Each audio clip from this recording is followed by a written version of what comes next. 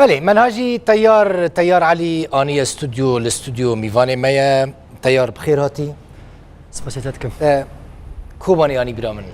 آره بری 25 سالانش کوبانی درکت 25 سالان تیار یکمین جارت کوبانی درد کبی نه از جاره که برای درکتم از چوم ترکیه یکمین جارت بی پنابر یکمین جاره از من پنابر هاتی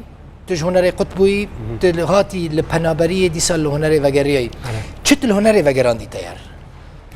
چه هیچ کت جاره کدن هنری وگری گله کس چه مد خازم بپرسم گله کس دما کت من پنابر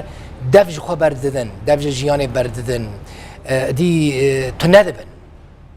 لا اوروبا جی گله کس نه تو ندبن لیت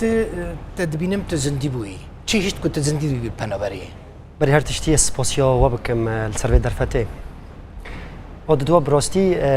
از دبیم بنگاه بابت هنری دو تشتاب بیکته یک جی یان مستیا رح و روان و دله یعنی با آوایی که دین اوین یا دو خم و قصواتا جواکی ولاتا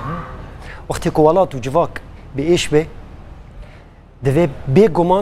بگمان او هنر من جی دوی به باسکا و ایشه و مو ایشه بینه ملت ده او وقتی که ادی بینم ملتک با آوایی که زیده بیش جیانت که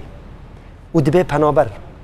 نشکه و جاوی خواد که بی ولاته بی هبونه بی تشتکه دوی از جیرا اثبات بکم از ببیجم نا جیان دوی بردوام به و جیان دوی بمشه جبرتشه گیدینه وقت دیروکه گور خواندن مش دیروکه وش دیروکه هنر را هنرمندی دهندری قصر و خوناغان دا مزن بود دهندری آواهی ولاتان دا آوا بود وقتی که ولاتک تیر خواندن و تهل وشاندن از دبین بلکی وک یاسایی که هنر چه بی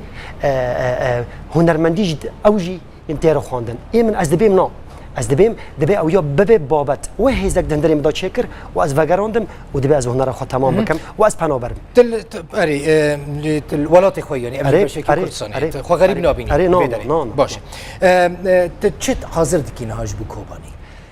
راستی من از هاتم پشتی گیشتم کردستانه من استرانک حاضر کل سر کوبانی تایبت سر کوبانی نب آوایی که